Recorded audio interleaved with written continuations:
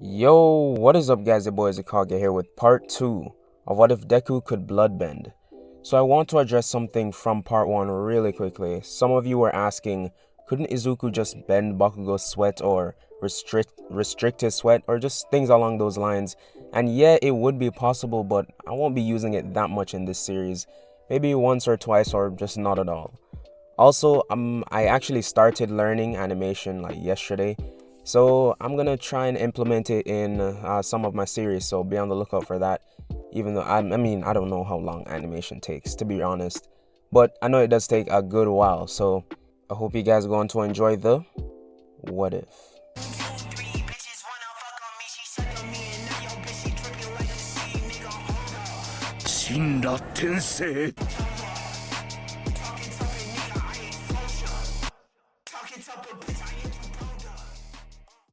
Okay, so we start the day Izuku receives his letter from UA. Inko comes in the house freaking out. She says, "Izuku, it's finally here!" And Izuku, who's just chilling in his room, comes downstairs and sees Inko geeking out like a little girl. And she shows him the letter and they sit down to open it. He opens it slowly, building up the tension. When he opened it, a small round disc falls onto the table, then a hologram of All Might appears. Izuku Midoriya, quirk name, Flo.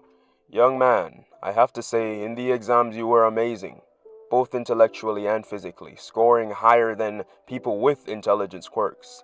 And in the practicals, got an impressive score of 450 points. It's my pleasure to welcome you to your Hero Academia. The hologram disappears, and there was silence before Inko bear hugged Izuku and she was cheering. And like they were basically having fun for him passing. And later that day, she brought Izuku out to a pretty nice restaurant and they had whatever your favorite food is, just say that. So during the week before UA, Inko was feeling really motivated by Izuku's success. So she wanted to better herself. She started jogging early in the morning and actually training her quirk so she could defend herself. In this, Inko is the same body type as Canon, but she's working to improve herself. So, fast forward to Izuku's official first day at UA. Izuku hops out of his bed, actually excited to go to school, to meet new people, but most importantly, work hard to eventually become number one. Izuku takes a nice shower and, quick something to mention, while he was looking in the bathroom mirror, Izuku saw that he had some white hair. Like, not because of stress or anything like that, just his hair is white. Like, he was wondering what that might be, but doesn't think too much about it and puts on his UA uniform. He goes downstairs and Inko is just finishing making breakfast. No, she made some eggs, pancakes, the whole thing. And fun fact, I've actually never eaten pancakes, but besides the point. Izuku quickly eats his food and was on his way out the door when Inko called him back and said, "You're in too much of a hurry, you forgot something." And Izuku was confused cause he swore he packed everything he needed last night. And Inko said this and kissed him on the cheek. Izuku freaked out and said, "Mom, I'm too old for that." And Inko said, "Whatever you say, I love you, Izuku." And Izuku turned around and just whispered, "I love you too," and jogged all the way to school. When Izuku was in the building, he was overwhelmed from all the passages and doors. He was trying to search for his class when someone tapped on his shoulder. Izuku was he was frightened by this sudden touch and turned around ready to fight. And this girl with long blue hair was startled too by him suddenly turning around. Izuku apologized, but she said it was alright and said, "I saw you looking a bit lost and what room are you trying to find?" And Izuku was a bit embarrassed, but he had to admit it. He said he was looking for class 1A. And she responded, "Oh, that's not far from here. I could just walk you there." Izuku said, "Are you sure? I don't want to inconvenience you." And she said, "It's alright." So they both walked towards class 1A. And on the walk there, she said, "So, my name's Nejire Hado. What's yours?" Izuku said, "It's Izuku Midoriya."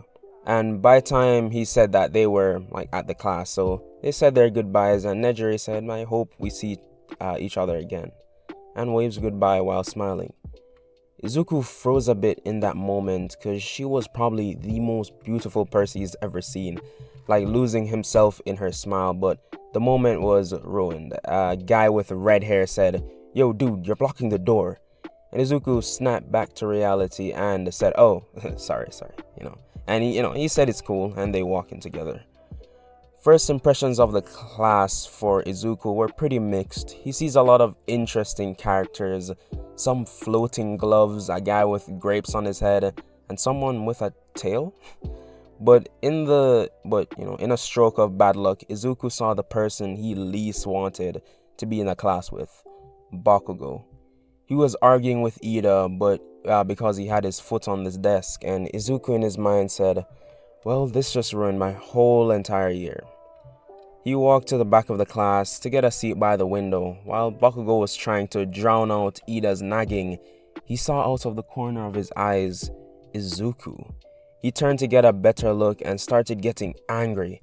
"So they let that damn weakling in here. Seems I'm gonna have to finally show him I'm better than him." But Katsuki's thoughts were interrupted by a loud bang on the teacher's desk. He looked up and saw someone standing there and, with their hands down on the table. And once he got everyone's attention, Aizawa spoke. "If you guys don't shut up in 2 seconds, I'm expelling every single one of you."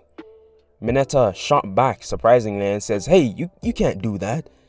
And Aizawa's eyes turned red and stared down. He said, "You want to test that?" Mineta shook his head and sunk back into his seat and said, Aizawa continued, "So now that you're all quiet, put your PE uniforms on and meet me outside." Uraraka was thinking, don't we have assembly? But after seeing how he acted towards Mineta for speaking out of turn, she decided that's probably not the best idea to correct him. So everyone took their uniform from the wall and went to go change. In the changing room, Mineta was spazzing out. "Guys, don't you see right behind these walls? The girls are changing." And everyone just gave him a weird look like, "Come on, bruh. You're giving guys a bad rep." So they change and head out to the field. Once there, Aizawa says, "Today we'll be having a quirk apprehension test. You'll be doing a series of tests using your quirk." And hearing this, a lot of people, notably Uraraka, Jiro, Kaminari, they were all excited, and Aizawa was like, "Oh, you're excited? Nice. I hope you don't mind if, the person who comes in last gets expelled." And everyone shut up really quick because they know this guy is not joking. So Aizawa says, "I'll have the person with the most points in the exams demonstrate." And Bakugo was getting ready to go up because he was like, "Bro, I got 100 and something points, easy." And then Aizawa says, "Izuku, you're up." And Bakugo was saying in his mind, "How the hell did he get more than me?" And started gritting his teeth, trying to hold back his anger. Izuku walked up to Aizawa and he hands him a ball. Aizawa hands him a ball and asks, "What's your farthest throw in middle school?" Izuku thought for a second and said, "Around 30 meters. And Aizawa said, "Okay, now use your quirk to aid you in throwing the ball as far as possible." So Izuku grabs the ball, and with an ability multiple people commented in the last part, so it was really popular, he increased the blood flow all around his body, simulating an adrenaline rush, but then focused it in the area which needed the boost of strength, his arms. So this amplified the effect, and Izuku threw the ball, and it had a lot of force behind it, flying through the air. Aizawa looked down at the tracker and it said 650 meters. Everyone was surprised, and Bakugo's anger grew more and more, but he knew he'll take this damn Deku down. So after this display, Aizawa brought the students to the other courses like long jump, sprinting, and side-to-side jumps, to name a few. And Izuku did above average in all of them, using his blood flow increase.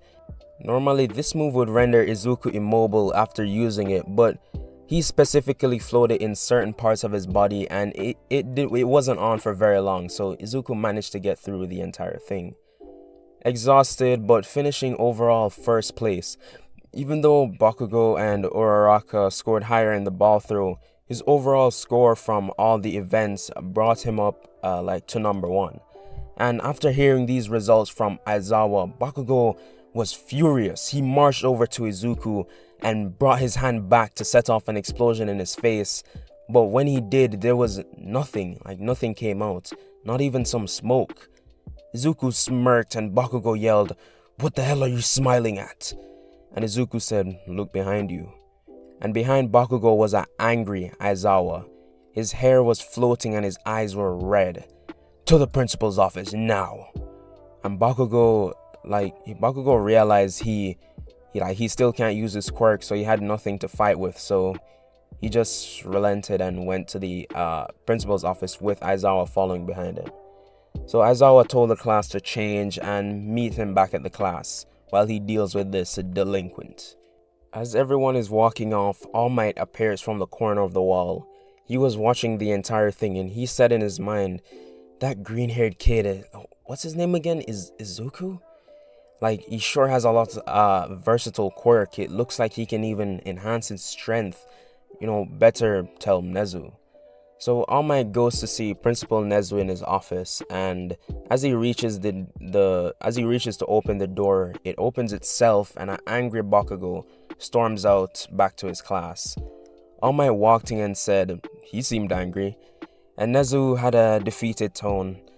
"Yes, he's quite the hot-headed type, so I have to be stricter with that one." All Might nods, knowing what that's like, and then has a conversation with Nezu about Izuku. Nothing really of note, to mention.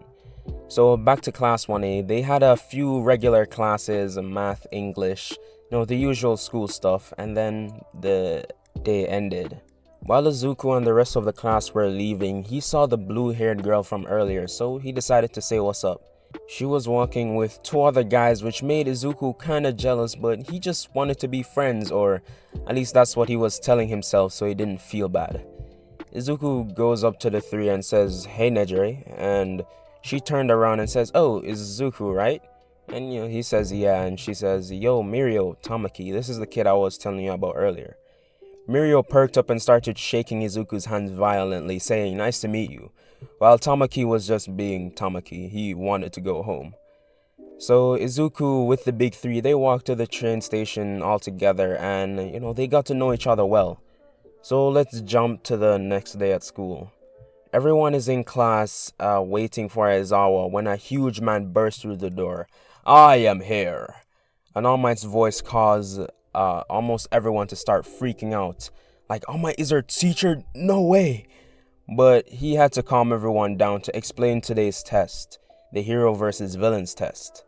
He instructed everyone to get their hero outfits and to meet him at Training Ground A. So everyone changes, and Izuku's outfit, his hero outfit, is similar to his canon outfit, but he had the color scheme of Scarlet on screen.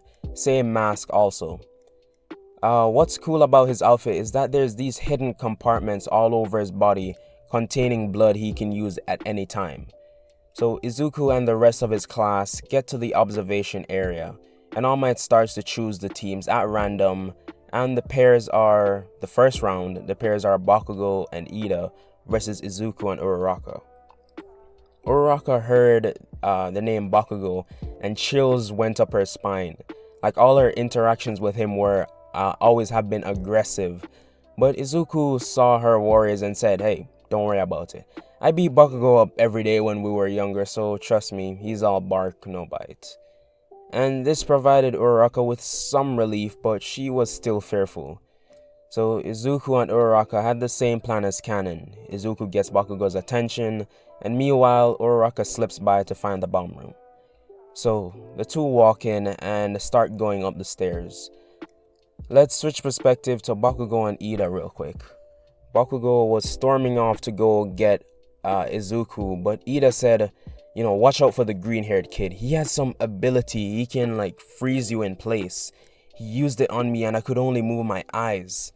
And Bakugo took this with a grain of salt. I just realized I keep saying Bakugo, the show Bakugo. I don't know. I just not pronouncing it right. Anyways, Bakugo took this with a grain of salt and ran off. So let's switch back to Izuku again. When they reached the third floor, they could hear explosions coming their way, and Izuku immediately told Uraraka to be on the ready. They stood in silence as the explosions got closer and closer until the wall in front of them exploded. But when the smoke cleared, Bakugo only saw Izuku and, standing there by himself. Sparks started going off in his hands and he said, "So, Deku, finally I get to show you your place, beneath me." And he ran at Izuku, thrusting his palm towards him, but his body froze. Right before he could set off an explosion, Bakugo's eyes stared at Deku in confusion. And Izuku said, "What, Katsuki? Cat got your tongue?" And he chuckled a bit. "I don't think I've ever used this one on you." And Bakugo's eyes were following Izuku as he continued to talk. "Well, since you're so proud of your explosions, let's you have a taste of your own medicine." Izuku twisted his fingers in the air, directing Bakugo's body, and he aimed his gauntlet right in the middle of his own chest. Bakugo started to get worried, and because his grenades were full with sweat, he couldn't move an inch, and Izuku said, "Bye-bye." And Bakugo pulled the pin of his own gauntlet, setting the explosion off right in the middle of his chest. Meanwhile, All Might was screaming at Izuku to stop, but he couldn't hear him, and Izuku moved up to meet with the Uraraka, leaving Bakugo unconscious with rubble on top of him. All Might thought of stopping the match, but he let it go on. Every time he sees Izuku fighting, he discovers something new about him, like this kid doesn't stop getting stronger. Izuku got to the 6th floor and Uraraka was crouching in front of the door to the bomb. She asked, what was that explosion? And Izuku said, "Don't worry about it. We need to focus on the bomb." She nodded and Izuku put phase 2 of his plan into motion. He put his hands against the door and blood from his suit started pouring underneath the door in the room. Ida on the other side, seeing this, became, he wasn't so more scared, he became concerned. Did someone get injured? Because he heard a huge explosion earlier. So he ignored how gross it was and stepped into the blood to try and get to the door. But the first step he took, the blood was his last. He was stuck in the ground and he tried reciprocal bursting every one of his abilities, but it wouldn't budge. Then the door opened and Uraraka sprinted to the bomb. Ida tried and tried, but there was nothing he could do. And All Might's voice rang out, "Hero Team win." So as the announcement was made, robots went into the building to help Bakugo and bring him to the infirmary.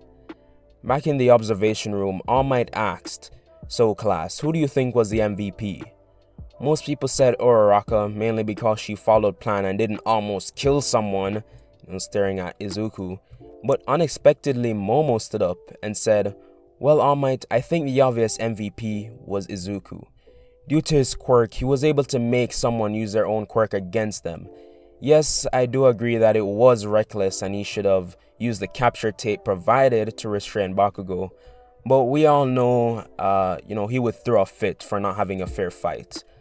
Also, the restraining move with Ida was ingenious, luring him with the possibility that someone was seriously injured, and using that weakness to give Uraraka the means to touch the bomb was an MVP move." And she sat down. Everyone was quiet because they couldn't really argue, she brought up valid points. So, the MVP was Izuku. Let's switch perspective to Bakugo. He jumped awake in the infirmary and he began to look around to see, where he was, but Recovery Girl came over and said, No, you need to rest." And she laid him back down.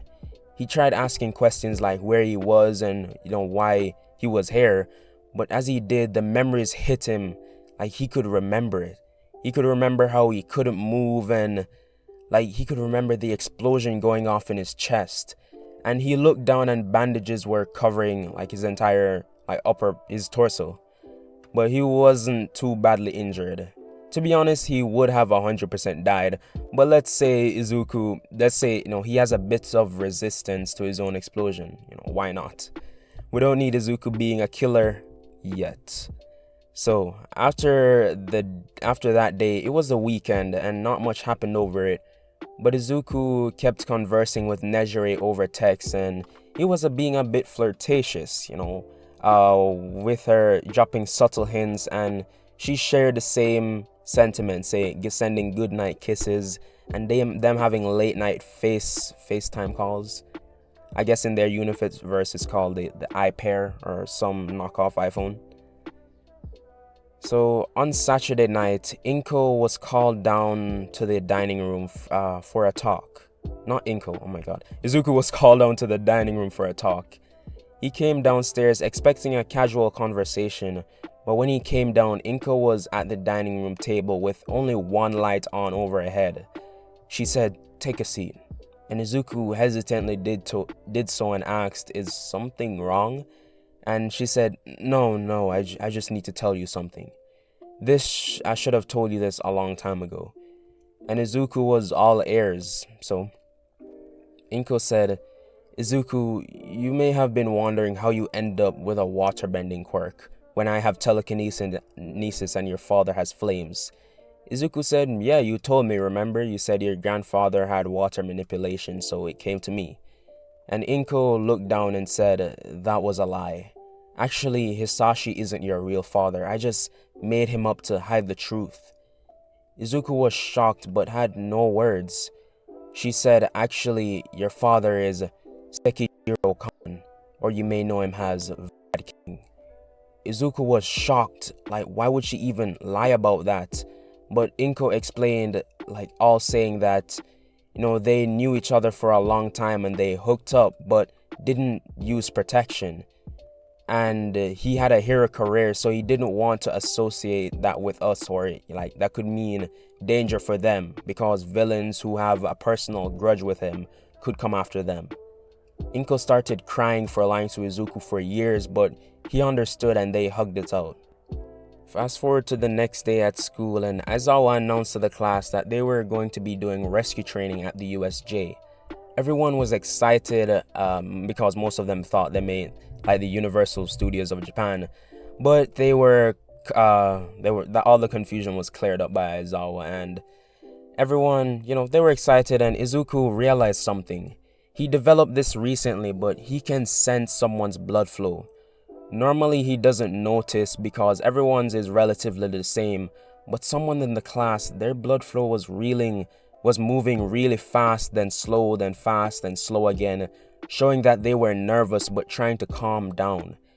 Izuku can't pinpoint who it was, but it was a bit suspicious.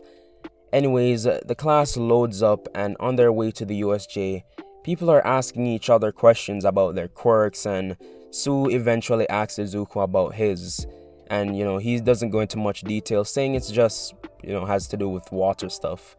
And Sue said, "Really? Water stuff?" And Izuku shrugged and said, "Yeah, pretty much." No one's buying it, obviously, but they don't have time to press him because they were there. Aizawa gets everyone off the bus and escorts them to meet the Hero 13. She does her whole speech about people with people should be conscious about using their quirks because it might actually end up hurting someone. And while in the middle of her speech, Kirishima said, "Whoa, sensei, I thought you said that we were doing rescue training, not fighting villains as well." And Aizawa was confused until he looked down the stairs and he saw a horde of villains coming towards them, twice as many as Canon, and they were more coordinated, rushing the entrance. Aizawa goes to the main entrance, but it was closed shut. Everyone started freaking out, but the more level-headed students started to think of a plan. But Izuku saw this as a training session. He went to the stairs, and the villains were still shouting and rushing up, but he closed his eyes, and everyone was wondering what he was doing.